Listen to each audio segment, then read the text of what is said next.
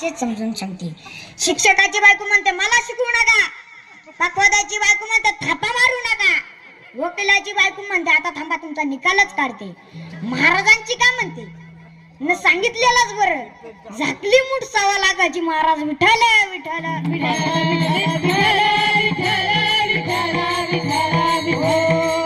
बायांना काही कौतुक आहे का महाराज? अजिबात नाही.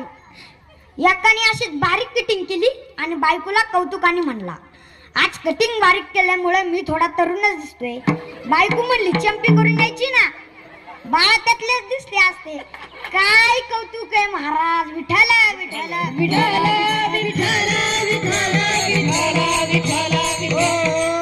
मी एक चालता काय ऐकलं, ते काय जग फिरायचं असेल तर ते लग्नाच्या अगोदर फिरून घ्या. ते काही जग फिरायचं असेल ते लग्नाच्या अगोदर फिरून घ्या. लग्न झालं जगत फिरतं महाराज. विठ्ठल विठ्ठल विठ्ठल इथे उठल्यानंतर 2 माणसं पळताना दिसतात. बघा काय पळतात बघा. काय पोट भरण्यासाठी पळतात तर काही पोट कमी करण्यासाठी पळतात. तर चिंता आहे, सर्वांना चिंता आहे. चिंता नाही असा माणूस नाही बर का. चक्रवर्ती राजाला जाऊन तुम्ही विचारलं तुम्हाला चिंता नाही का, तर सर्वांना चिंता आहे. चिंता नाही असा माणूस नाही बर का. एक बाप असा सनई वाजवायचा, त्याला वाटायचं माझं पोरग पण सनई वादक व्हावा, म्हणून तो बाप म्हणला पोराला सनई शिक. पोरगा म्हणला आपण नाही शिकणार. बाप म्हणला तुला सनई शिकायची, पोरगा म्हणला आपण नाही शिकणार. बाप म्हणला शिकत कसा नाही. त्या बापाने त्याला खाली पाडलं आणि त्याच्या छातीवर बसला आणि त्याच्या तोंडात सनई कोंबली. तो पोरगा म्हणला सनई कोंबणं तुमच्या हातात आहे, पण फुकणं माझ्या हातात आहे ना, फुकणारच नाही. असं पोरगा असेल तर मग काय फायदा हो महाराज. एक पोरगा असं शाळेच्या आवारात झोपलं होतं. तेवढ्यात त्याचे मास्तर आले, म्हणाले ए पोरा आता काय झोपलाय, जा वर्गात जा, तिथे तास सुरू आहे. तो पोरगा म्हणला तिथे गेला काय होईल, अरे तुला शिकवलेलं समजून ना, समजून काय करायचं.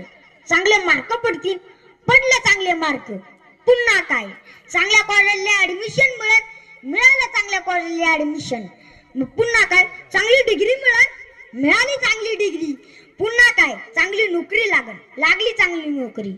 मग काय पैसे येतील, आले पैसे, त्याचं काय करायचं. बंगला बांधता येईल ना, बांधला बंगला, पुन्हा काय गाडी घेता येईल, घेतली गाडी. तो मास्तर म्हणला एकदा घर झालं गाडी झाली तर आयुष्यामध्ये झोपायचंच आहे. तो पोरगा म्हणला मग मी आता झोपलेलोच आहे ना, आता झोपलेलोच आहे ना. विठ्ठल विठ्ठल विठ्ठल विठ्ठल विठ्ठल एवढा त्रास करून झोपायचंच असेल तर झोपू द्या ना, का त्रास देता. टेन्शन लेस, त्याने मुक्त जीवन जगावं. विठ्ठल विठ्ठल विठ्ठल विठ्ठल विठ्ठल विठ्ठल. अभ्यास करेल की नाही चिंता, कॉलेजला जाईन का नाही चिंता, चांगली डिग्री मिळेल का नाही चिंता, चांगली नोकरी लागेल का नाही चिंता. नोकरी लागली पुन्हा एक चिंता, कशाची, छोकरी मिळेल का नाही. मुली मिळणे चिंतेचा विषय आहे ना महाराज. मुलांच्या बापाला जाऊन भेटा, ते सध्या टेन्शन मध्ये. त्यांचं झालं त्यांनी आनंद म्हणा, राहिलेल्या पावशर गांजा भगवी लुंगी अलंकी रंजन और एक चढेवाडा साधू बडया. विठ्ठल विठ्ठल विठ्ठल विठ्ठल विठ्ठल विठ्ठल. एक पेशंट असा डॉक्टर कडे ऑपरेशन करायला गेला तर त्या डॉक्टरने आरतीचा टाटाने आराना सांगितला. तो पेशंट म्हणाला अहो डॉक्टर साहेब मी आता ऑपरेशन करा आलोय आणि तुम्ही आरतीचा टाटाने हार का आणला. तर तो डॉक्टर म्हणला हे माझ्या जीवनातलं पहिलं ऑपरेशन आहे, सक्सेस झाला तर हार मला, नाही तर तो जाग्यावर कार्यक्रम, पण हारा नाही कुठं जाऊ. विठ्ठल विठ्ठल विठ्ठल विठ्ठल विठ्ठल विठ्ठल विठ्ठल विठ्ठल. मला चिंता आहे फक्त जगाचा मालक भेटण्याची, म्हणून म्हणतात ना कानिया रे कानया रे कानया रे जग जेठी कानया रे कानया रे कानया रे जग जेठी कानया रे कानया रे कानया रे जग जेठी कानया रे कानया रे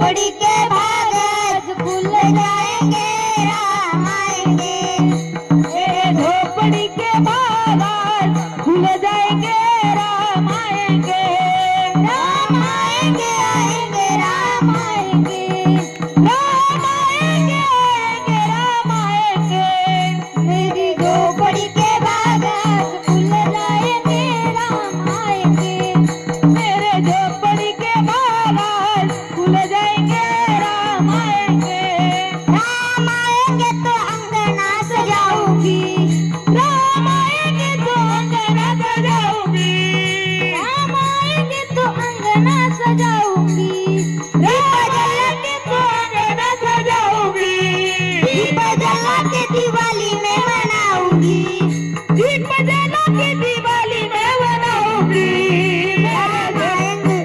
राम आएंगे आएंगे राम आएंगे मेरे झोपड़ी के बागान खुल जाएंगे राम आएंगे मेरे झोपड़ी के बागान खुल जाएंगे राम आएंगे राम झूलेंगे तो पालना झुलाऊंगी राम झूलेंगे तो पालना झुलाऊंगी राम झूलेंगे तो पालना झुलाऊंगी राम झूलेंगे तो पालना झुलाऊंगी मीठे मीठे भजन में सुनाऊंगी मीठे मीठे भजन में सुनाऊंगी राम आएंगे आएंगे राम आएंगे मेरी झोपड़ी के बागान खुल जाएंगे राम आएंगे मेरे झोपड़ी के बाग खुल जाएंगे राम आएंगे रुचि रुचि भोजन में लगाऊंगी